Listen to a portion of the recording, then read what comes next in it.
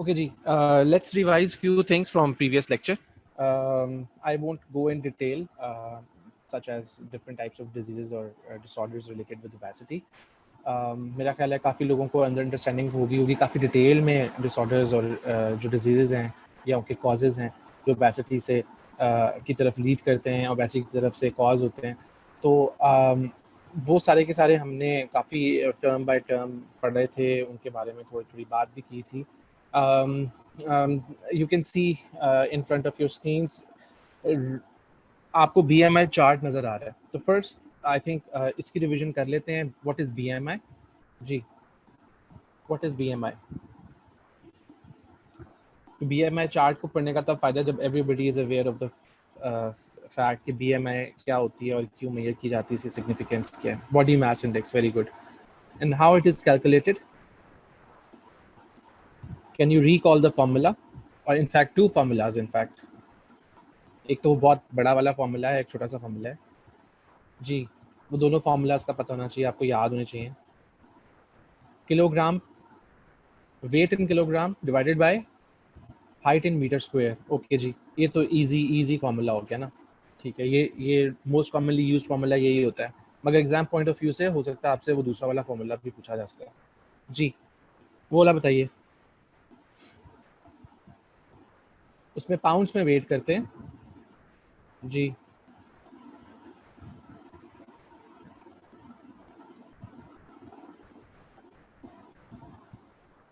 जी जी बताएं, याद करें, रिकॉल करें। 703 का फिगर भी आता है उसके अंदर, 2 दफ़ा डिवाइड करना होता है आपने। एक तो वो पाउंड्स के अंदर करेंगे वेट। जी ठीक है, अगर आपको फीट का पता है, for example somebody is 6 feet, तो आप उसको मल्टीप्लाई करेंगे 12 से, तो आपके पास आ जाएंगे 72 इंचेस। ये एग्जांपल है जी, डबल डिवाइड करना है आपने। Divided by height in inches 2 times, very good, और देन मल्टीप्लाइड बाय 703। ठीक है, so this is the original formula which was revealed in the beginning, मगर उसका एक शॉर्ट फॉर्म जो है हमारे पास है, that is weight in kilograms divided by height in metre square. ठीक है, ओके ओके, चलिए अब मुझे रेफरेंस रेंज के बारे में बताएं। अंडर वेट किसको बोलेंगे जिसका BMI कितना होगा या कितने नंबर से कम होगा क्या? जी, अंडर वेट कौन से लोग होंगे जिनका BMI कितना होगा? Less than 18.5। Okay, normal range कितनी होती है जिसको आप कहेंगे यार you are non normal individual, you are neither under weight nor obese और ओवरवेट? ठीक है, 24.5 और 24.9। ओके ओके, अच्छा, then comes a category of over being overweight. जी, ओवरवेट आप कौन कौन सी रेंज के अंदर ओवरवेट फॉल करता है? किसी का BMI कितने से लेके कितने तक आए तो आप उसको कहेंगे कि यू आर ओवरवेट? 25 से लेके 29.9 तक। ठीक है, very good. Okay, then comes which term? इससे ऊपर आ जाए अगर 30 एंड 30 मोर आ जाए तो उसको आप क्या बोलेंगे? ओबीज। ठीक है, फिर अगेन उसकी आगे आप कर सकते हैं। आप माइल्ड ओबेसिटी कह सकते हैं 30 से 35 तक, 35 वही 34.9 तक, और 35 से लेके फिर 39.9 तक। फिर आप मॉडरेट ओबेसिटी कह सकते हैं, और 40 प्लस अगर कोई चला जाए तो वो सवेयर या मार्क्ड ओबेसिटी कहलाती है। ठीक है, सही है, ओके जी। So let's have a look on BMI chart. Let's have a look on different axes of the chart. On x-axis, you can see weight in pounds, written as 50, 75, 125, 150 and so on. y-axis के ऊपर अगर आप देखें तो height लिखी हुई है, ठीक है, फीट के अंदर। ठीक है, सो ये BMI चार्ट है जो आपके नॉर्मली जब आप कल को डॉक्टर बनोगे और वार्ड्स में काम करोगे तो you will be having this type of BMI chart. Simple होता है, बड़ा आसान होता है, as you can clearly see mark demarcation हुई है ऑलरेडी। ठीक है, in between healthy weight, over weight and obese के दरमियान में। और ऑब्वियसली ये जो खाली जगह नजर आ रही है, this is under wait, less than 18.5। ठीक है, जिसके अंदर कोई कलर नहीं है। ठीक है, this is under weight. For example, somebody presents to you and उसकी हाइट है for example we can say 5'10" for example, ठीक है। Now you will measure the weight in pounds of that particular person, ठीक है। हाइट का आपको पता है, अब उसका जो भी वेट आता है, फॉर एग्जांपल उसका सिर्फ 175 वेट आया, ठीक है। तो 175 को ट्रेस डाउन करेंगे 5'10" तक, तो ये बिल्कुल मार्जिन पे फॉल कर रहा है in between healthy weight and overweight, सही है। तो आप उसको बताएंगे कि आप upper normal limit of healthy weight के ऊपर फॉल करते हैं, you need to maintain your diet and you need to do exercise on regular basis in order to avoid being overweight. For example हम एक और एग्जाम्पल कर लेते हैं। For example somebody presents to you with the weight, उसको wait पता है 200 pounds है, ठीक है। अब उसकी हाइट को मेजर करते हैं और उसकी हाइट फॉर एग्जांपल 5'6" है, ठीक है। तो नाउ 200 को आप ट्रेस डाउन करोगे यहाँ तक, इस पॉइंट तक जहाँ ये कंसाइड करेगा 5'6" के साथ, और ये आप कैटेगरी फॉल कहाँ कर रहा है, ठीक है, ओबीज। जी मेरी आवाज़ ठीक आ रही है आपको? जी मेरी आवाज़ ठीक आ रही है आपको? somebody is saying my voice is low। अब ठीक आ रही है आपको? Roll number 10। जी अगर कोई इशू है तो फिर हम मैं इसको पहले फिक्स करते हैं। Should I continue?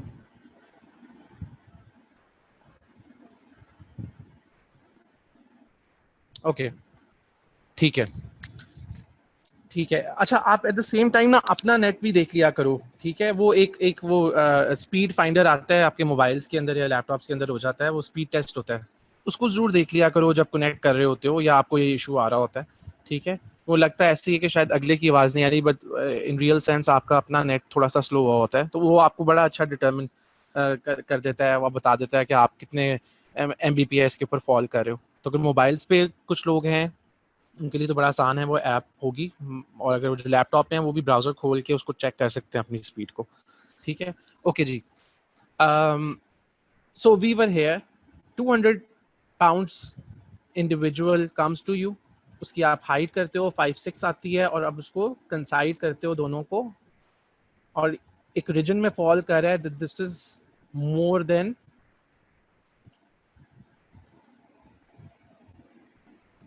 ठीक है, ये मोर देन 30 फॉल कर रहा है, ठीक है। अगर आप इस लाइन को ट्रेस डाउन करोगे तो इट्स मोर देन 30, और हमें पता है कि मोर देन 30 की बात करेंगे तो we will call this particular individual as an obese one, ठीक है। ऑब्वियसली फिर उसको आपको ओबेसिटी कम करनी है, ठीक है, उसको पहले ओवरवेट वाली कैटेगरी में लाना है और फिर उसके बाद हेल्दी वेट कैटेगरी में लाना है, ठीक है। Is this clear? इसको रीड कर सकेंगे अब आप? मेरा ख्याल है बड़ा आसान सा एक चार्ट है, इसमें कोई ऐसा कोई कॉम्प्लिकेटेड चीज़ नहीं है, कोई कन्फ्यूजन नहीं है, बस स्ट्रेट फॉरवर्ड है। एक एक्स एक्सेस के ऊपर वेट है और वाई एक्सेस पे हाइट है। आपके पास कोई एक नंबर होगा, दूसरा आप नंबर खुद से आइडेंटिफाई करेंगे, ठीक है। और फॉर एग्जांपल अगर उसको अपनी हाइट का भी पता है और अपने वेट का भी पता है इन पाउंड्स, ठीक है, तो रीचेक जरूर करेंगे उसको। some people do not tell you the exact number or they are not aware of the exact number themselves, ठीक है। तो उसमें क्या होता है कि फिर आपको रीचेक करना है, उसको मेक श्योर करना है कि जितना वेट बता रहा है उतना वेट है, और उसकी हाइट भी आपके पास एक हाइट स्केल पड़ा होता है हर वार्ड के अंदर, उसको आप चेक कर लेंगे और आप उसके इजी है, I mean it's very easy. आपके पास चार्ट है, उस चार्ट को देखते हुए आप उसको आराम से उसकी BMI देख सकते हैं। BMI is different for men and women, right? No? Who said that? It's the same. The BMI range is applicable to both men and women. इसमें एक और पॉइंट आ जाता है इम्पोर्टेंट। अगर हम कहते हैं एक मेल ओवरवेट है और एक फीमेल ओवरवेट है जिसकी BMI फॉर एग्जांपल 27 है, अब उसके अंदर ज़्यादा रिस्क पे कौन है? अब हमें पता है obviously after examination looking at the body composure, उसको देखेंगे, उसकी फैट डिस्ट्रीब्यूशन का आइडिया लेंगे किस जगह पे ज़्यादा है। अगर तो वो मेजोरिटी के साथ फिट इन होती है, जो हमने पहले एक बात की थी Apple shaped obesity and peer shaped obesity, तो फिर हमें पता है BMI बेशक सेम है मगर obviously men would be at more risk, क्योंकि वो एप्पल शेप्ड ओबेसिटी ज़्यादा होती है मेन के अंदर इन कंपैरिजन टू फीमेल्स, ठीक है। सो वो उस पॉइंट ऑफ व्यू से अगर आप बात करेंगे तो फिर वो रिस्क जो है वो थोड़ा डिफरेंट हो जाता है सेम बीएमआई पे अगर मेन और वुमेन दोनों फॉल कर रहे हैं, ठीक है। और अगर फॉर एग्जांपल 10% ऐसा मेल आ जाता है जिसकी पियर शेप्ड ओबेसिटी है, या ऐसी फीमेल आ जाती है जिसकी एप्पल शेप्ड ओबेसिटी है, ठीक है, contrary to the general rule जो कि 90% के ऊपर फिट इन होता है, तो उस सिनेरियो के अंदर देखने के बाद फिर आप उसका रिस्क मेजर कर सकते हैं, ठीक है। BMI is same for both men and women. Ji, is it clear? Should I move on?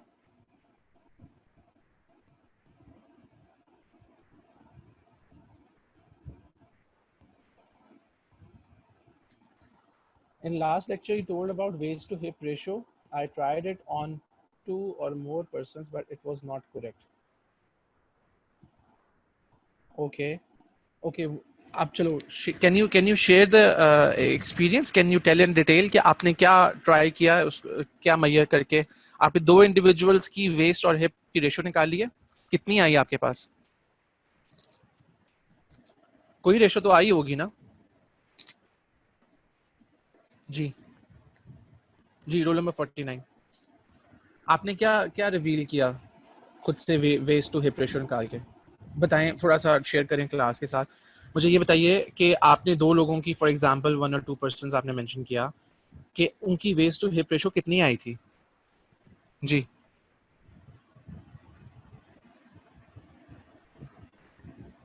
जी,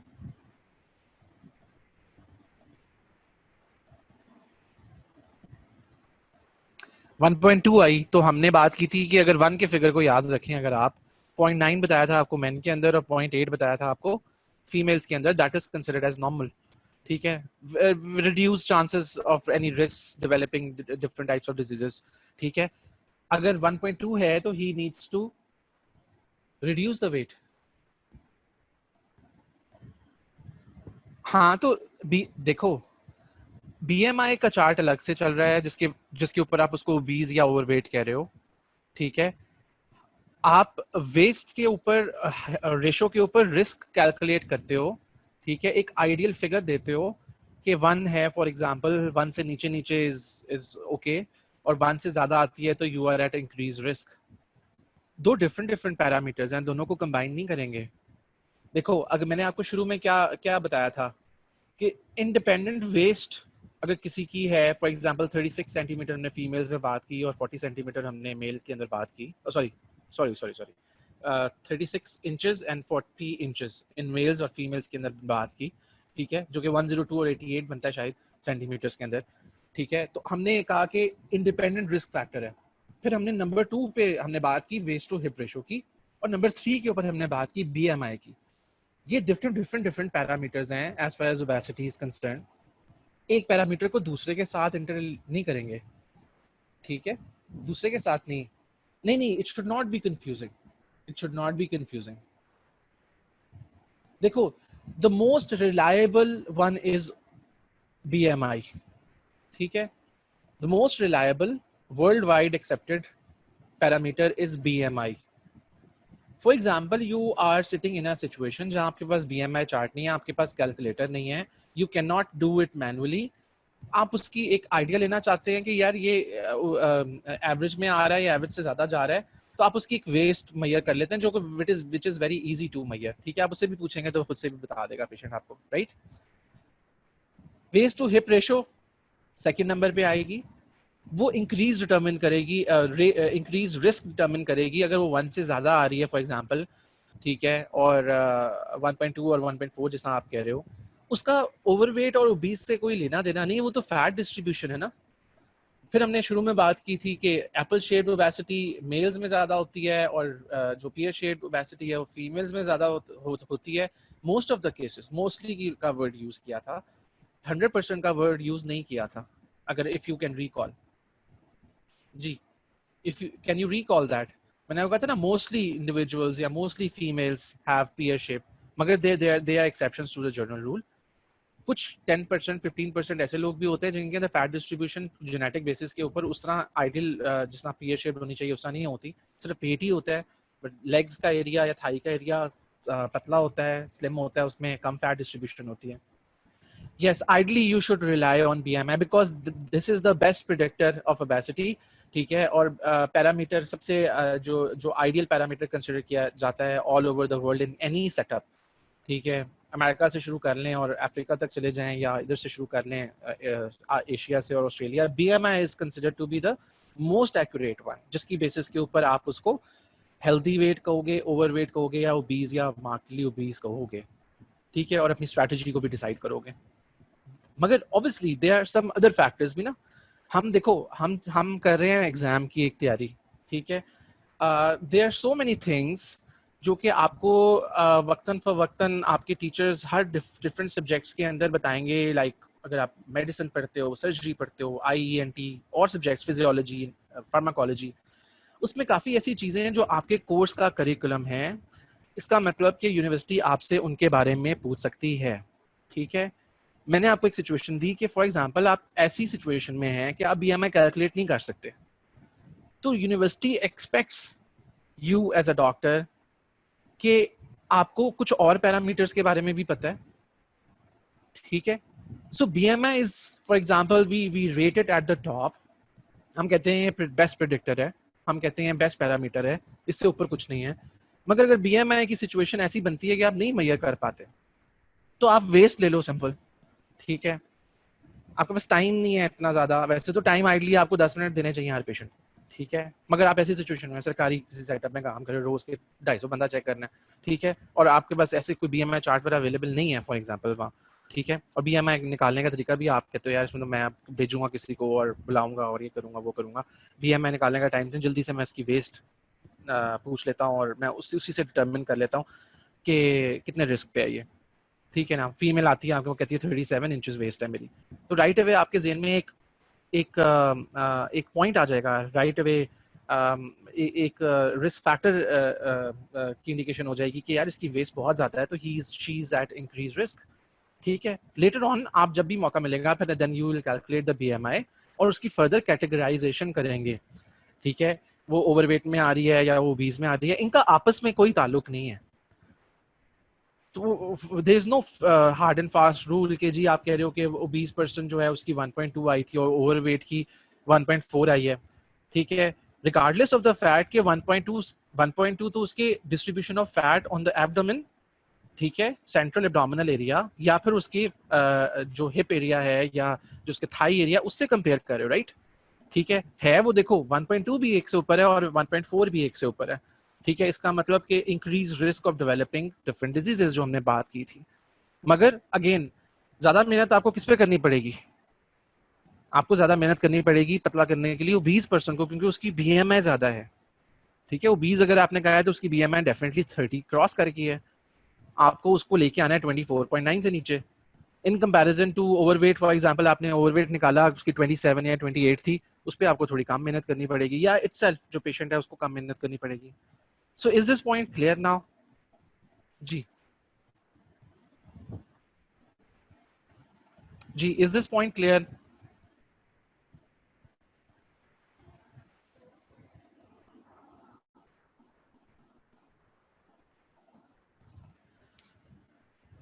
जी, किसी को भी कंफ्यूजन है इसके अंदर कोई? ही और she may ask a question.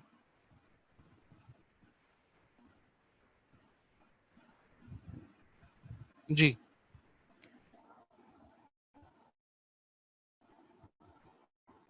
Okay okay, all right.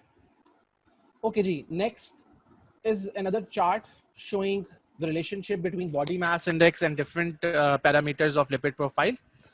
ठीक है, और on the right if you see तो फिर आपको बॉडी मास इंडेक्स का रिलेशनशिप मिलता है मोर्टेलिटी रिस्क के साथ. मतलब कितना ज्यादा चांस ऑफ डेथ बढ़ जाता है अगर बॉडी मास इंडेक्स बढ़ता जाए तो.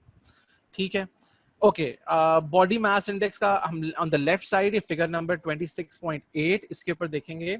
there are three parameters written here. One is total cholesterol indicated by the yellow circles. ठीक है, फिर ऑरेंज वाले आपको नजर आ रहे हैं, वो इंडिकेट कर रहे हैं ट्राई एसाइल ग्लिसरॉल या टैग्स को, और third ones are red ones which are HDL cholesterol representatives. ठीक है, okay okay. Now X axis के ऊपर देखें बॉडी मास इंडेक्स को, 0 से 20, 20 से 24, 28 and 32.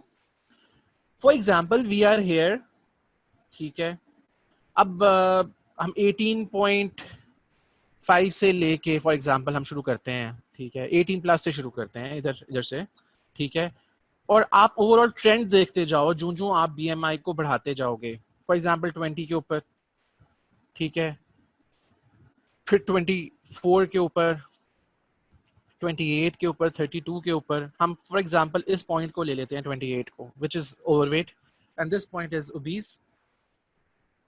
We started off here.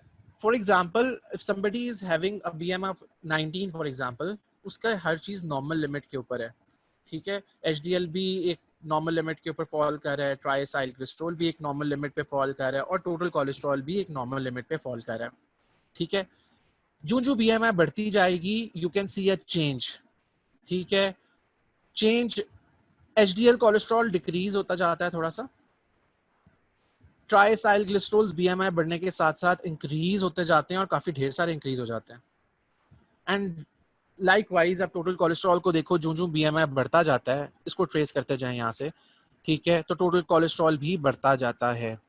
सो इसका मतलब जिसकी बीएमआई ज्यादा है या ज्यादा होती जाती है, उसको बिल्कुल अपने ज़हन में ये चीज रखनी चाहिए, obviously you are depositing more fat on your body, तो फिर सर्कुलेशन के अंदर भी तो वही फैट के कंपोनेंट्स आएंगे, right, in the form of total cholesterol, triacyl glycerols, और जो गुड कोलेस्ट्रॉल है वो कम से कम होता जाएगा.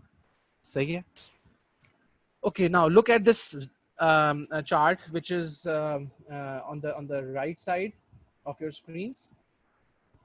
अगेन इसको फॉलो करें, एक्स एक्सिस को बॉडी मास इंडेक्स के ऊपर 20 से 25 के दरमियान में वेरी लो मोर्टेलिटी रेट होता है, 25 से 30 तक में लो होता है, वेरी लो नहीं होता, ठीक है, जिसको आप ओवरवेट कहते हो. आम जबान में जो लोग मोटे नहीं लग रहे होते, सेहतमंद लग रहे होते हैं थोड़े से, ठीक है, हेल्दी जिनको बोल रहे होते हो आप, हेल्दी नहीं होते वो, ओवरवेट होते हैं, मगर आम जबान में हमारे लोकल कल्चर में उसको कहते हैं जी हाँ थोड़ा सा हेल्दी है, ठीक है.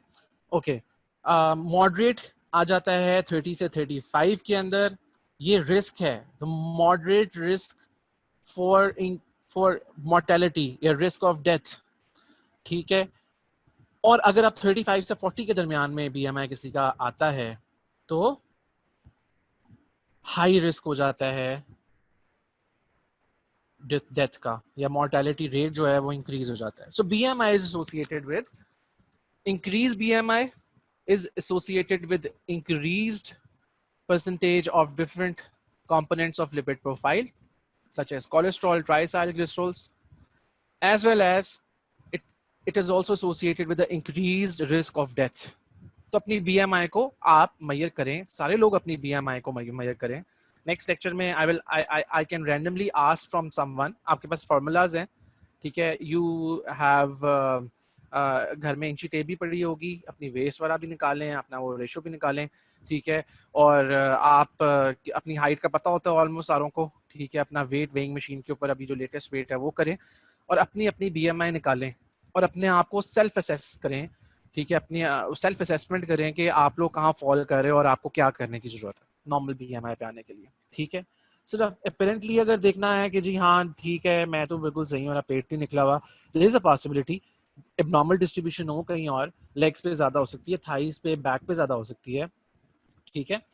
सो उस लिहाज से आपको BMI एक अच्छा प्रेडिक्टर देता है, आपको आपको एक गाइड प्रोवाइड करता है कि आपने अपने साथ क्या करना है, ठीक है, आपने अपनी डाइट का कैसे ख्याल रखना है, आपको कितनी कैलोरीज बर्न आउट की जरूरत है, आपको कितनी एक्सरसाइज की जरूरत है, ताकि आप नॉर्मल BMI के अंदर फॉल करें, ठीक है. ओके जी, let's move on to some interesting facts about different types of signaling pathways, different types of hormones related with the obesity. Basically, we will be discussing about hunger center, satiety. ठीक है, दो terms हैं इसके अंदर. One term जो आपको बार बार नजर आएगी, सुनने को मिलेगी, कंफ्यूज नहीं करना, that is called as ऑरेक्सोजेनिक. ऑरेक्सोजेनिक.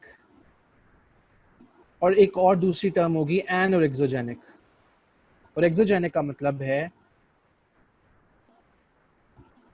Apatite stimulation या इंक्रीज एपेटाइट.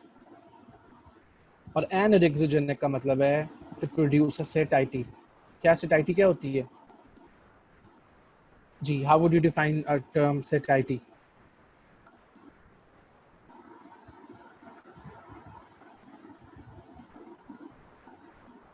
जी जी जी, अ फीलिंग ऑफ फुलनेस। ठीक है, फीलिंग ऑफ फुलनेस। जब आप खाना खा रहे होते हो एक खास टाइम आता है जब आपका पेट भी भर जाता है और आपका ज़हन भी भर जाता है, नीयत भी भर जाती है और आप कहते हैं यार मैं I am not able to do anything. ठीक है, तो that means you have achieved a state of satiety. सही है, ओके जी। अगेन दो तरह की डायग्राम आपके सामने बनी हुई है। डायग्राम अगर ए को पहले देखते हैं और उसके बाद फिर बी को देखेंगे, दोनों में काफ़ी देखने में तकरीबन आपको सेम लग रही होंगी, राइट? ठीक है, देखने में आपको सारी की सारी चीज़ें ऑलमोस्ट सेम लग रही होंगी। पहले अपनी ओरिएंटेशन बनाएं। This is hypothalamus in the brain, this is pancreas, that is responsible secretion of insulin and glucagon. हम इधर इंसुलिन की बात करेंगे। दिस इज द स्टमक, जिसके अंदर से एक हार्मोन निकलता है जिसका नाम है ग्रेलिन। ग्रेलिन वेरी इंपॉर्टेंट, जो भूख लगती है आपको, this is responsible for it. ठीक है, और एक्सोजेनिक होता है, ये सिग्नल भेजता है दिमाग को। देन कम्स इंटेस्टाइन, और उसके अंदर भी कुछ हार्मोन्स निकलते हैं जिसमें कोलिसिस्टोकाइनिन है और पॉलीपेप्टाइड वाई वाई या डबल वाई। ठीक है, एक ऊपर भी हाइपोथैलेमस में हम आगे चल के देखेंगे न्यूरोपेप्टाइड वाई है, दोनों को कंफ्यूज नहीं करना। न्यूरो के साथ सिंगल वाई आएगा, न्यूरोपेप्टाइड वाई वो उसका नाम है, उसका एक अलग फंक्शन है, वो हाइपोथैलेमस से निकलता है। और अगर आपसे पूछा जाए एमसीक्यू के अंदर पॉलीपेप्टाइड वाई वाई, तो आपको पता होना चाहिए polypeptide Y Y is secreted from intestine. फिर एडिपोज टिश्यू को देखिए, इसके अंदर से एक हार्मोन लाइक मॉलिक्यूल निकलता है जिसका नाम है लेप्टिन, उसका भी रोल होता है सिग्नलिंग के अंदर। ठीक है जी, सो ये सारी चीज़ें, इनके बारे में हम वन बाय वन बात करते हैं जी। कोई क्वेश्चंस हैं जी? एडिपोसाइट्स का नंबर भी डिफरेंट है जी। आप किस कॉन्टेक्स्ट में बात कर रहे हैं, थोड़ा सा एलैबोरेट करेंगे क्वेश्चन को जी? हर बंदे के डिफरेंट होते हैं adipocytes, and depending on the state, जो हमने शुरू में एक बेसिक हाइपरप्लास्टिसिटी और हाइपरट्रोफिक स्टेट हमने पढ़ी थी। ठीक है, काफ़ी अरसे से एक बंदा अगर फैट गेन कर रहा है और बहुत ज़्यादा फैट गेन किया उसने in comparison to the baseline, तो उस केस के अंदर ज़ाहिर है उसका नंबर बढ़ जाता है। उसको बहुत ढेर सारा टाइम लगेगा, एक तो उसको पहले स्मार्ट करना है और उसको वो रिड्यूस करने में नंबर में और काफ़ी साल लग जाएंगे। और एक वो होता है टेम्पररी वेट गेन होता है, और बेस्ट वही होता है पता है, आप due to some physical inactivity अगर आपका वेट 1-2 महीने में बढ़ गया है तो आपको 15 से 20 दिन लगते हैं, महीना लगता है उसको कम करने में। तो बेस्ट यही होता है जब आपको लगे यार मेरा वेट बढ़ गया पिछले 2 महीनों में, तो राइट अवे उसको कम कर लें, वेट ना करते रहें कि यार कोई नहीं बाद में कर लेंगे या खैर है। सही है, हाइपरप्लेजिया जी बढ़ेगा डेफिनेटली, ओवरवेट इसी वजह से हो रहा है ना। इनफैक्ट इसके अंदर सबसे ज्यादा हाइपरप्लेजिया ही होगा, सॉरी आप हाइपरप्लेजिया की बात करें, नहीं हाइपरट्रोफिक स्टेट ज्यादा होगी in the early overweight range, और जो जो वो 20 की तरफ जाता जाएगा। ठीक है, फॉर एग्जांपल किसी का देखें अगर अगर नॉर्मल वेट है, फॉर एग्जांपल हम कहते हैं उसकी बीएमआई कैलकुलेट करते हैं और 24 आ जाती है, अब 2 महीने घर बैठता है वो, ठीक है, कोई फिजिकल एक्टिविटी नहीं है उसकी, ठीक है, या उसकी ईटिंग हैबिट्स ऐसी बन गई, एक सर रमज़ान एक एग्जांपल, कई लोग तो बड़ा अच्छा उसको यूटिलाइज करते हैं, कई लोग उसको मिस यूज़ करते हैं। ठीक है, वो जितना रूटीन में खाना होता है उससे ज़्यादा खेल खा लेते हैं, तो कई लोग कहते हैं यार रमज़ान में मोटा हो गया, राइट? सो क्या होता है कि उसके अंदर हाइपरट्रोफिक होंगे, जो फैट कंटेंट है ऑलरेडी एग्जिस्टिंग नंबर के अंदर फिल अप करेगा, उनकी मैक्सिमम कैपेसिटी को रीच करेगा। हाँ, एक बंदा है फॉर एग्जांपल, एक महीने के लिए रमज़ान की एग्जांपल लेते हैं, रोज़े रखे उसने, ठीक है, मगर उसने दबा के खाया और ऐसी चीज़ें खाई जो कि उसका वेट बढ़ाने का काम कर गई। उसके बाद भी उसको कोई रियलाइजेशन नहीं हुई and he kept on gaining the weight for another 2-3-4 months, और उसकी बीएमआई जो कि 24 पे फॉल कर रही थी, आफ्टर 6 मंथ्स वो फॉल कर रही है 32 के ऊपर। Now there will be more chances के उसके सेल मल्टीप्लाई कर गए हुए हैं ऐड ऑन हो गए हुए हैं, हाइपरप्लास्टिसिटी हो गई हुई है, ठीक है, फिर काम मुश्किल हो जाता है थोड़ा सा। वो नीचे तो आ जाएगा, वो श्रिंकेज ही होगी, सिर्फ नंबर तो वहीं बैठा हुआ है, नंबर वहीं पड़ा हुआ है, ठीक है। सो बेस्ट वेज कि अगर आपको लगे कि यार पिछले 1-2 महीने से मेरा वेट बढ़ रहा है या ऐसा कुछ, तो उसको उसी टाइम के ऊपर स्टॉप करें, मेजर्स लें, ऐसे फिजिकल एक्टिविटी इंक्रीज करें, खाने में एहतियात करें, ताकि वो आप हाइपर प्लास्टिक स्टेट में ना जाएं आपके एडिपोसाइट्स, वो लंबा काम हो जाएगा। फिर वही होगा, फिर आप वो साइकिल करते रहेंगे, 6 महीने डाइटिंग और 6 महीने वेट गेन, ठीक है ना। और फिर आखिर में आके जाहिर है आपकी आपकी एक विल पावर होती है, वो फिर एक खास टाइम के ऊपर आके जवाब दे जाती है, यार मैं पतला करता हूँ मगर मैं 3 महीने फिर छोड़ता हूँ तो मैं फिर मोटा हो जाता हूँ। वो आपने इतने नंबर एडिपोसाइट्स का डेवलप कर लिया होता है कि आपको पता है उसने खुद से अगर ख़त्म होना है, मुझे एक तो नॉर्मल स्टेट में लाना है अपने आप को, और नॉर्मल स्टेट भी काफ़ी सालों के लिए लाना है, उसी नॉर्मल स्टेट में फिर मेरे ये नंबर खुद से डाई ऑफ होगा। वरना श्रिंक हो गया वक्ती तौर पे, मैं जो ही खाना पीना रिज्यूम करूंगा, एक्सरसाइज छोड़ूंगा, वो फिर उनके अंदर फैट बढ़ जाएगा, ठीक है। सो इज दिस कॉन्सेप्ट क्लियर?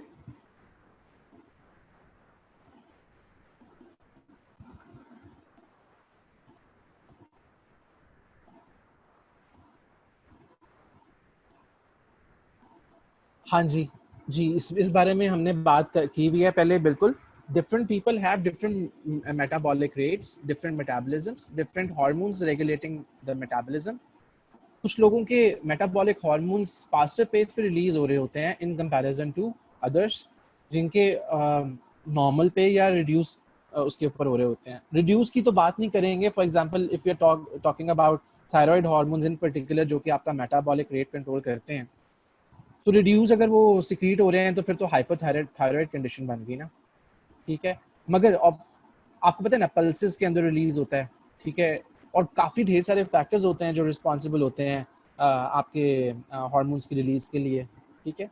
तो किसी का जेनेटिक मेकअप ऐसा है कि उसके हार्मोन्स बहुत जल्दी रिलीज होते हैं और अप्रोप्रिएट अमाउंट्स के अंदर रिलीज होते हैं, और काउंटर करने के लिए जितना भी आपने एक्सेस फूड या आपने जितनी भी कैलोरीज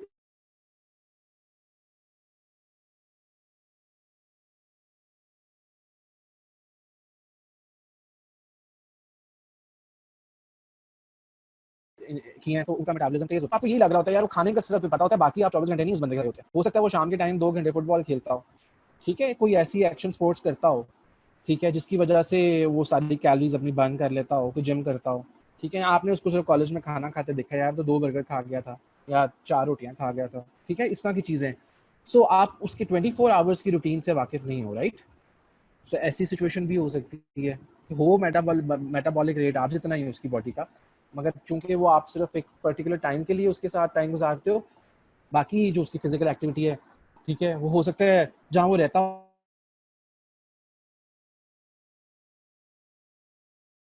वो कोई 6 फ्लोर के ऊपर रहता हो, चक्कर लगते हो चिड़ियों से, ठीक है ना। तो वो आप ग्राउंड फ्लोर पे रहते हो, so there are so many factors which can play a role, ठीक है जी।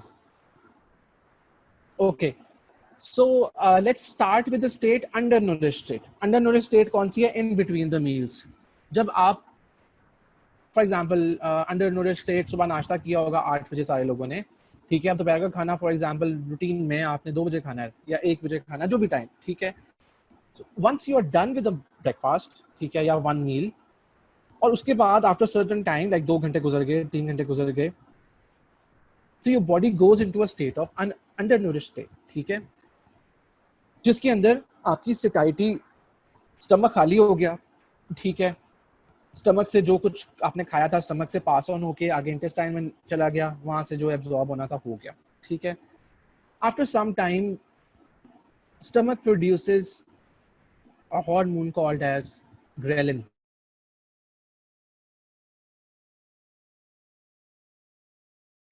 ठीक है। तो खाली पेट में चूहे दौड़ होते हैं, वो ग्रेलिन होता है, ठीक है। जब भूख लगी होती है बहुत ढेर सारी, कहते हैं ना मेरे पेट में चूहे दौड़े हैं, मुझे बहुत ज्यादा भूख लगी हुई है, तो वो चूहे नहीं होते, वो ग्रेलिन होता है, ठीक है। सो इसको याद रखेंगे, बिकॉज इसका फंक्शन डिफरेंट है in comparison to all other things mentioned on this diagram. This is indicated by two thin lines. जो इसकी सिग्नलिंग शो हो रही है ग्रेलिन की, वो 2 थिन लाइन से हो रही है, डबल इफेक्ट, और इंसुलिन को देखें, उसमें 2 थिन लाइंस नहीं, एक ही लाइन नजर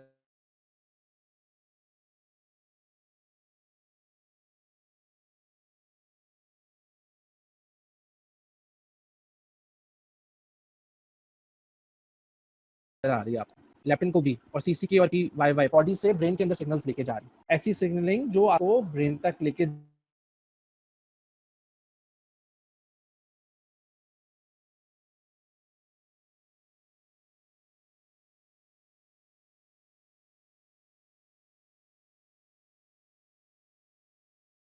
जा रही है, एफरेंट सिग्नलिंग कहलाती है। एक रोल है,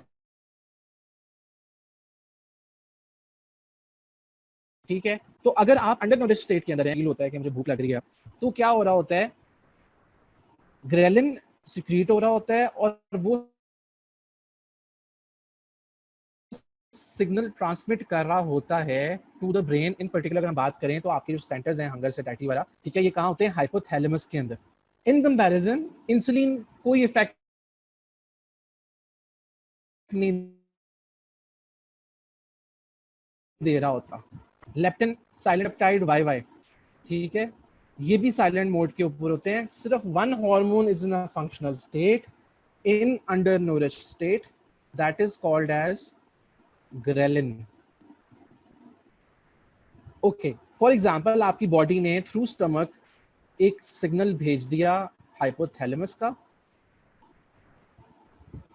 और हाइपोथैलेमस इन रिटर्न जनरेट करेगा इफरेंट सिग्नल्स जो कि वापस जाएंगे, ठीक है। उन सिग्नल्स में से कौन क्या क्या होंगे? Number 1 is increased apatite.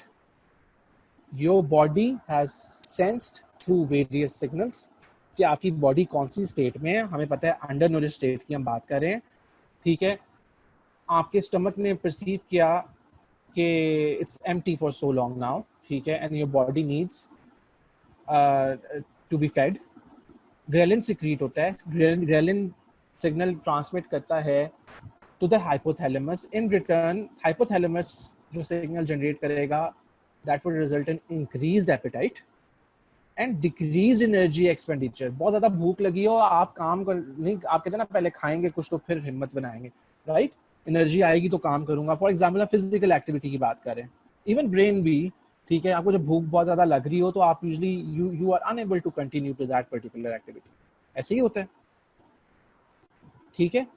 सो आपकी एपेटाइट इंक्रीज हो जाएगी और आपका एनर्जी एक्सपेंडिचर कम होगा in comparison to over nourish state. अब हमने अंडर नूरिश की बात कर ली, यही सारी चीजें यहाँ मेंशन हुई हुई हैं, लाइंस को फॉलो करना है बस अब आपने, ठीक है। Over nourish state, over nourish state कौन सी है? जब when you are full after having a meal, आपने खाना खाया, आपका पेट भर गया full, that is over nourish state. अब क्या होता है, stomach is full of food, ठीक है। फॉर एग्जाम्पल स्टमक से फूड का ट्रांजिट होता है इंटेस्टाइन के अंदर, और इंटेस्टाइन पे जब फूड पहुंचता है तो there is a release of enzymes called as polypeptide Y Y and cholecystokinin. यही कोलिसिस्टोकाइनिन आगे रिस्पॉन्सिबल होता है आपके गॉल ब्लैडर की कंट्रैक्शन के लिए। फॉर एग्जाम्पल आपने काफ़ी फैटी मील ले लिया, यूटिलाइज कर लिया, और जब भी वो इंटेस्टाइन को रीच करेगा तो क्या काम होगा, आप उसकी डाइजेशन करवानी है आपने फैटी मील की, तो कोलिसिस्टोकाइनिन एक तो सिग्नल यहाँ भेज ही रहा है, एट द सेम टाइम वो आपके गॉल ब्लैडर की कंट्रैक्शन का काम भी करेगा, ताकि जितना बाइल है, बाइल एसिड्स हैं, वो एमल्सिफिकेशन का प्रोसेस करने के लिए इंटेस्टाइन में आ जाए। वो तभी पॉसिबल है जब गॉल ब्लैडर की कंट्रैक्शन होगी, सही है। So everything is linked with each other, ठीक है, बड़ा सिस्टमैटिक तरीके से आपके बॉडीली फंक्शंस चलते हैं, ठीक है। सो when the stomach is full, ghrelin is in silent mode, indicated by this single line. अगर कंपैरिजन करें, अंडर नूरिश्ड की बात करें, तो ग्रेलिन जो उसने रिप्रेजेंट किया है बेसिकली, मतलब उसका ये था कि double lines, it is in active state, और ये ऐसे सिग्नल्स भेजेगा जो आगे से एपेटाइट को इंक्रीज करने का काम करेंगे, ठीक है। अब obviously it is full, you just got fed, आपने फूड कंज्यूम किया, ठीक है। So ghrelin is in silent mode, it has nothing to play a role as far as your appetite is concerned. Okay जी, now intestine के अंदर food जाता है, वहाँ release होते हैं cholecystokinin and polypeptide YY.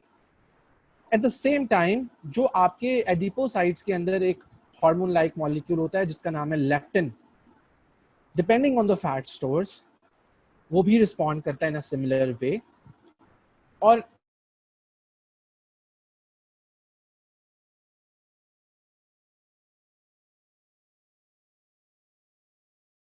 Insulin भी रिस्पॉन्ड करती है इन अ सिमिलर वे. इसका ऑपोजिट इफेक्ट, आप फुल लो, खाना खा लिया हुआ है, एनर्जी नीड पूरी हो रही है, ठीक है, भूख नहीं, क्योंकि अगर ये सिस्टम डिस्टॉर्ट होता है यहाँ से, ठीक है, अगर ये सिग्नलिंग प्रॉपर नहीं जाती तो क्या होगा, भूख ज्यादा लगेगी, आप और ज्यादा खाना खाओगे. ठीक है, तो हम नॉर्मल इंडिविजुअल की बात कर रहे हैं. वंस यू आर फुल तो एनोरेक्सोजेनिक पोटेंशियल वाले मॉलिक्यूल्स कौन कौन से हैं, जिसके अंदर CCK PPYY या polypeptide YY, leptin and insulin, ये सारे के सारे एफरेंट सेटाइटी सिग्नल्स या एडिपोसिटी सिग्नल्स ट्रांसमिट करेंगे टू द ब्रेन हाइपोथैलेमस. और इनका रिजल्ट क्या आएगा, मैसेज ये गया कि सेटाइटी प्रोड्यूस करनी है, because stomach is full of food, intestine में फूड है, सर्कुलेशन में ब्लड के अंदर ग्लूकोज कंसंट्रेशन बढ़ गई है, तो इंसुलिन सिक्रीट हो गई उसको लेके आने के लिए. ठीक है, और ऑब्वियसली उनके से डाइजेशन होके फैट और जाना है तो स्टिमुलेट करेगा लेप्टिन को, और लेप्टिन भी अपना रोल प्ले करेगा कि सेटाइटी प्रोड्यूस की जाए या एपेटाइट को डिक्रीज किया जाए. हाइपोथैलेमस आगे with the help of different types of molecules, hormones as well as different types of neurotransmitters play a role in producing signals which lead to decreased appetite and increased energy expenditure. खाना खा के energy आ जाती है, right? सही है. Exercise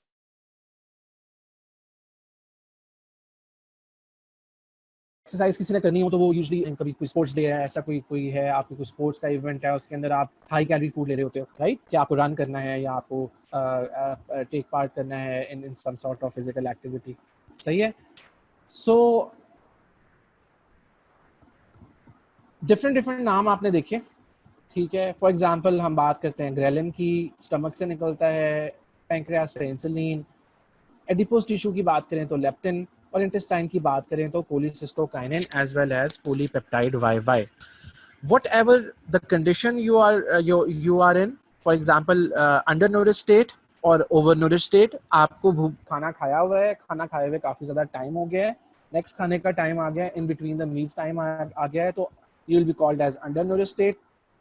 और overnourished state कौन सी state होती है, जिसके अंदर आप फुल हो जाते हो खाना खा के, you are done with a particular meal, right after that you will be in a state of overnourished state. ठीक है, डिफरेंट रोल्स हैं. अंडरनूरिश के अंदर ghrelin would play a role. ठीक है, it will increase your appetite and it will generate a sense that you should be fed, आपको consume करना है फूड. ठीक है, ओवरनूरिश्ड के अंदर यू आर फुल, अब जाहिर है अकेला पेट के अंदर खाना जाना काफी नहीं है जब तक आपका ब्रेन रिस्पॉन्ड नहीं करेगा. तो there are certain type of molecules present in your body which acts as a hormones and play a role in transmitting those signals that your body is full, your stomach is full, your intestine is full, you have gained few calories through food. Now there is a need to stop the feeling of increased appetite. It will be done through signaling pathway. Hypothalamus से generate होंगे efferent signals जो आपकी appetite को decrease कर देंगे और आप खाना खाना खत्म कर देंगे. ठीक है, वो जो आपको एक feeling आती है ना खाना खाने के बाद, एक जनरल कॉन्सेप्ट क्या होता है, हाँ जी उसका स्टमक बहुत बड़ा है, इसका स्टमक बहुत छोटा है. ठीक है, सो बेसिकली ये चीज़ हो रही होती है. ठीक है, सो इंक्रीज एनर्जी एक्सपेंडिचर. अच्छा, इसके अलावा कुछ और फैक्टर्स हैं, other factors such as availability of palatable energy dense foods and poor food choices mediated by complex neuronal pathways. ठीक है, आप ये इन शॉर्ट अगर हम बात करें तो ये आपका ये जो फास्ट फूड होता है, ठीक है, अगर ये आप बहुत ज़्यादा यूटिलाइज करें तो वो भी अंदर जाके यही काम करवाएगा.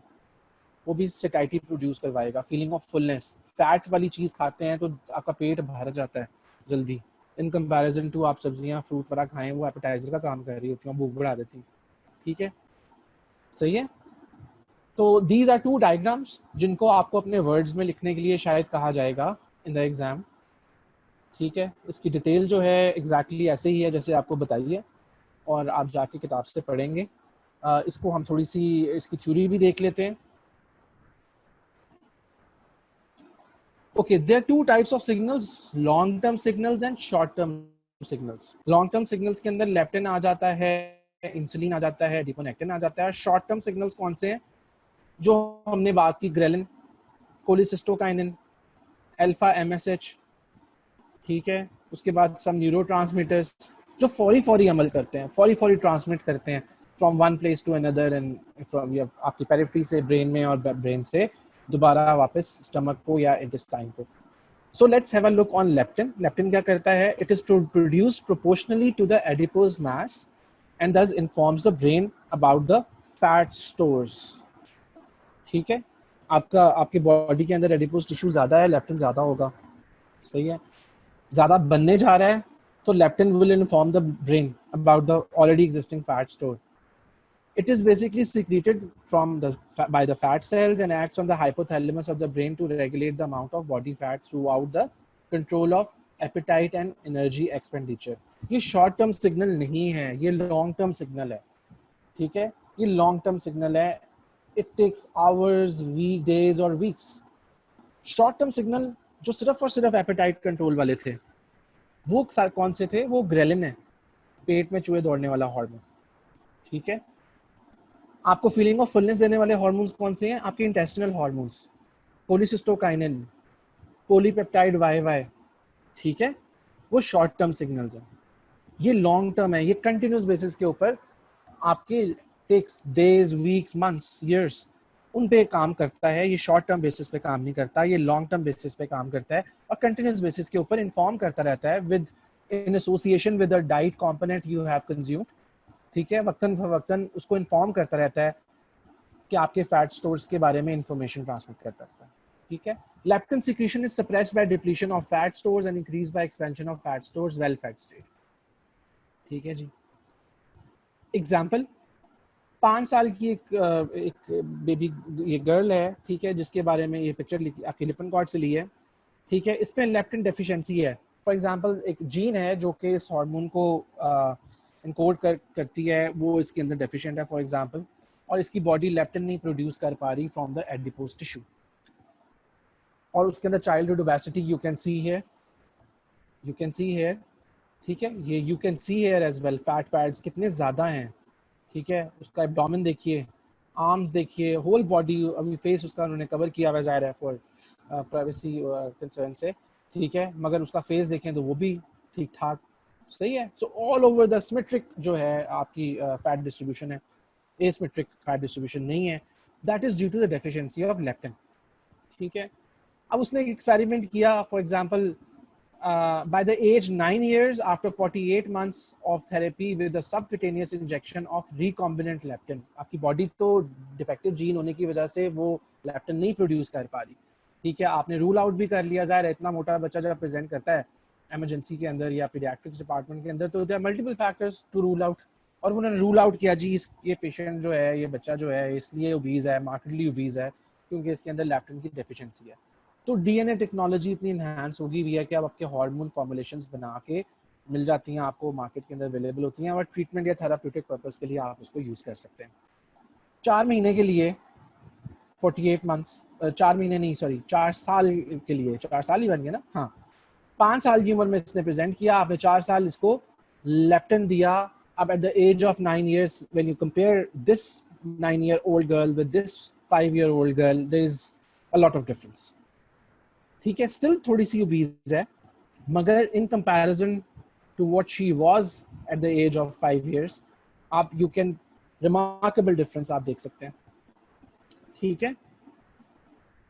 क्योंकि उसकी वो सिग्नल लेप्टिन है ही नहीं, वो इन्फॉर्म ही नहीं कर पाता ब्रेन को कि फैट स्टोर्स ज्यादा जा रहे हैं या कम, वो सेटाइटी प्रोड्यूस करने का एलिमेंट रिड्यूस है।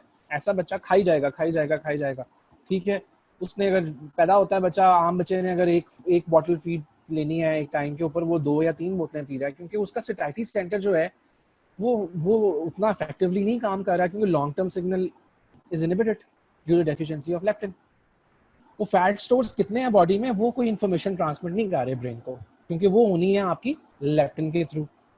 तो फिर जब आपने लेप्टिन दिया, उसको इंजेक्ट किया, इंजेक्शन ट्रीटमेंट की, उसकी सेटाइटी सिग्नल्स बनना शुरू हुए, एफरेंट और इफरेंट रिस्पॉन्सेज आना शुरू हुए according to the concentration of leptin in the body. तो उसकी बॉडी ने नॉर्मल रिस्पॉन्ड करना शुरू किया, उसका सेटाइटी सेंटर, उसका हंगर सेंटर कंट्रोल में आ गया और आपने उसकी ट्रीटमेंट कर दी। ठीक है जी। Next comes adiponectin.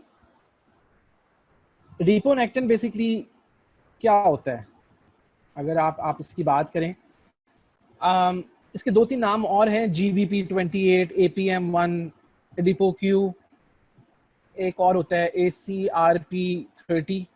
ठीक है, एक प्रोटीन हार्मोन है।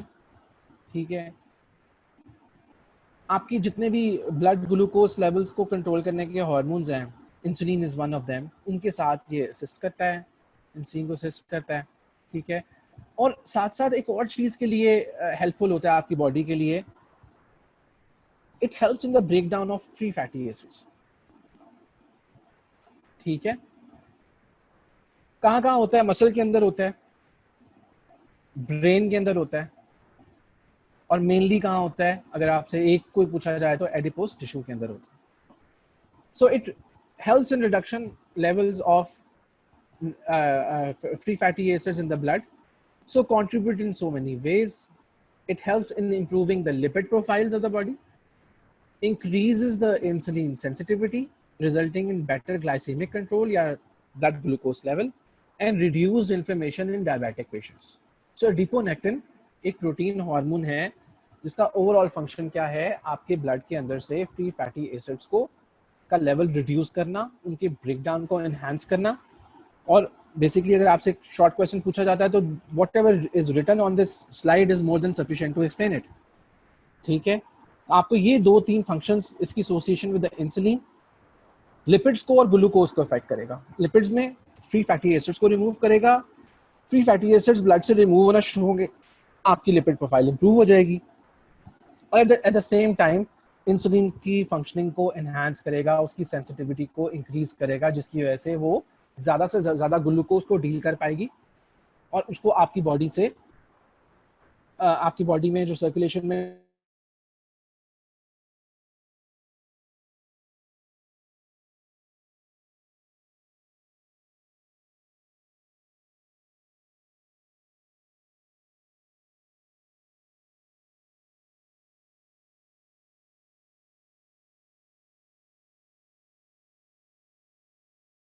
को सही जी, can you hear me now?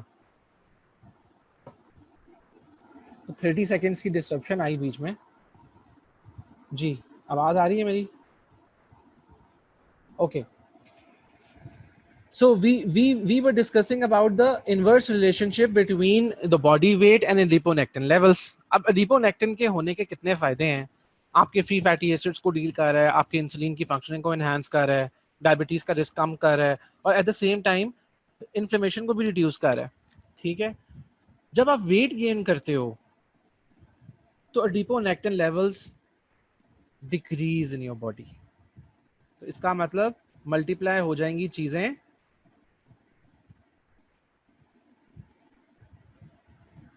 Multiply हो जाएंगी चीजें as far as lipid profile is concern. इसी वजह से डायबिटिक्स के अंदर जो लोग ओवरवेट हो जाते हैं, अपने वेट का ख्याल नहीं करते, उनकी लिपिड प्रोफाइल्स पुअर होती हैं। ठीक है, उनकी उनकी उनकी उनकी लिपिड प्रोफाइल्स डीरेंज्ड होती हैं और उनके अंदर हार्ट प्रॉब्लम्स होने के चांसेस ज़्यादा हो जाते हैं। इंसुलिन आगे ही नहीं काम सही कर रही होती, ओवरवेट होने की वजह से उसकी सेंसिटिविटी रिड्यूस हो जाती है, रेजिस्टेंस और ज़्यादा बढ़ जाती है। So you multiply the complications. तो वेट ज़्यादा होना कितनी अच्छी चीज़ नहीं है, so it should be reduce, should be in normal limits. Insulin की लॉन्ग टर्म सिग्नल्स के अंदर बात करते हैं, जितने भी ज़्यादा ओबीज लोग होते हैं जिनका BMI 30 या 30 से प्लस है, वो हाइपर इंसुलिनिमिक होते हैं, ठीक है। उनका इंसुलिन लेवल जो होता है बॉडी के अंदर ज़्यादा हो रहा होता है जी, जो जो बाद में जाके वजह बनती है उसकी रेजिस्टेंस की। देखने का तो अच्छा है, हाइपर इंसुलिनिमिक है, ठीक है, यार इंसुलिन तो बहुत ज़्यादा बन रही है, इसका मतलब ये शुगर को नहीं इकट्ठा होने देगा और ये आपके ब्लड ग्लूकोज को नॉर्मल रेंज के अंदर मेंटेन करेगा, मगर अप टू सम टाइम करेगा। लॉन्गर रन में चल के जो obese individuals हैं, they are more prone to get disease, so many diseases, और उसके अंदर diabetes is one of them, ठीक है। और लेप्टिन की तरह इंसुलिन भी जो होती है वो हाइपोथैलेमिक न्यूरॉन्स को अफेक्ट को सिग्नल ट्रांसमिट करती है टू अफेक्ट द एपेटाइट। तो ये लॉन्ग टर्म सिग्नल्स हो गए आपके। If we have a look on short term signals, तो शॉर्ट टर्म सिग्नल्स GIT से हंगर और सिटाइटी को कंट्रोल करते हैं। आपको रोज हर खाने के बाद पेट का फुल हो जाना, आपको आपको सिटाइटी की फीलिंग आना, और जब नेक्स्ट टाइम खाना आपका खाने का टाइम आता है उस टाइम भूख लगने का जो अमल है, राइट, जो सारा प्रोसेस चल रहा है, वो short term signals on regular basis, on daily basis हो रहे होते हैं। In the absence of food intake या between meals under nourish state के अंदर, ghrelin is the only one जो कि एपेटाइट को इंक्रीज करेगा, जो स्टिमुलेटिंग इफेक्ट प्रोड्यूस करेगा, जिसको आप प्रॉपर वर्ड यूज करें तो और एक्सिजेनिक, ठीक है, और एक्सोजेनिक। तो ग्रेलिन इज अ हार्मोन जो शॉर्ट टर्म सिग्नल का रोल प्ले करता है, आपको भूख लगवाने का काम करता है। Food is consumed, you are full, तो फिर आपके गट के हार्मोन्स हैं कोलिसिस्टोकाइनिन एंड पॉलीपेप्टाइड YY, जो कि एन और एक्सोजेनिक इफेक्ट का काम करेंगे। They will induce satiety in the body, they will produce a feeling of fullness in the body, thereby terminating eating through actions on gastric emptying and neural signals to the hypothalamus. Within the hypothalamus की बात करें, there are certain types of neuropeptides. Neuropeptide Y क्या करता है? It responds to the signal received through ghrelin. ऐसी state के अंदर जब आपने खाना खाया हुआ काफी ज्यादा टाइम हो गया, नेक्स्ट खाने का टाइम आ गया, ठीक है, और आपका स्टमक हार्मोन प्रोड्यूस कर रहा है ग्रेलिन, और वो सिग्नल ट्रांसमिट कर रहा है आपके हाइपोथैलेमस को। हाइपोथैलेमस इन रिटर्न जो एपेटाइट प्रोड्यूस करेगा वो न्यूरोपेप्टाइड Y की हेल्प से करेगा, जो कि और एक्सोजेनिक है, ठीक है, हंगर प्रोड्यूसिंग है। फॉर एग्जाम्पल, अगर आप ओवरफेड हो, ठीक है, आप you are done over nourish state के अंदर हो, और आपके जो नीचे से हार्मोन्स हैं, गट हार्मोन्स, उन्होंने सेटाइटी प्रोड्यूस करने के लिए हाइपोथैलेमस तक सिग्नल प्रोड्यूस ट्रांसमिट किया, उसका रिजल्ट क्या होगा? उस केस के अंदर अल्फा MSH या alpha melanocyte stimulating hormone present in the hypothalamus will respond to those signals, और वो आगे सेटाइटी प्रोड्यूस करेगा, जिसको आप बोलते हैं एनोरेक्सोजेनिक इफेक्ट। इसके अलावा कुछ न्यूरोट्रांसमीटर्स हैं, सेरोटोनिन एंड डोपामिन, ये हंगर सेटाइटी को कंट्रोल करते हैं, शॉर्ट टर्म सिग्नल्स में आते हैं। और हमें एक चीज़ का पता होना चाहिए कि long term signals and short term signals, they interact with each other on continuous basis, ठीक है, ये आपस में इंटरैक्ट करते रहते हैं थ्रू आउट योर लाइफ। सही है, I think the time is up. I will definitely give a small, a short overview in before the beginning of the next lecture, जो कि probably परसों होगा। उसके अंदर मैं इसको थोड़ा सा रिवाइज दोबारा कराऊंगा कि should be clear, everyone should have a clear concept about these signalings, ठीक है। जितने भी सिग्नलिंग पैथवे पढ़े हैं, शॉर्ट टर्म, लॉन्ग टर्म, उसको जाके पढ़ जरूर लेना, ठीक है। तो ये है सारा। So I can see some अजीब से comments on the screen. Probably I think कोई और है, it's not, the person does not belong to the class. Somebody has gained access to the current meeting, and he or she is trying to post these things. Some people eat less throughout the day. It means their ghrelin is not active enough. Not only ghrelin, there are so many other factors. देखो, long term signals and short term signals, आपस में interact करते हैं, आपके different metabolic hormones उन पे भी ये डिपेंडेंट होते हैं, ठीक है। अभी तो हम ओबेसिटी इन पर्टिकुलर पढ़ रहे हैं ना, तो इस वजह से उसके अंदर क्या मैकेनिज्म होता है डिफरेंट स्टेट्स के अंदर, वो हम बात कर रहे हैं। There are so many factors, उसका ओवरऑल बीएम, उसका ओवरऑल मेटाबॉलिक रेट स्लो है, कम है। तो ओके जी, एनी क्वेश्चन जाके पढ़िएगा, इसमें से कोई क्वेश्चन अगर निकलेगा तो प्लीज़ मेरे से पूछिएगा, ठीक है। इंशाल्लाह फिर नेक्स्ट क्लास में मुलाकात होती है, टाइम इज़ अप। और let me see how many students participated, 126। Okay जी, ठीक है, इंशाल्लाह see you in the next lecture. अल्लाह हाफिज़, थैंक यू एवरीवन।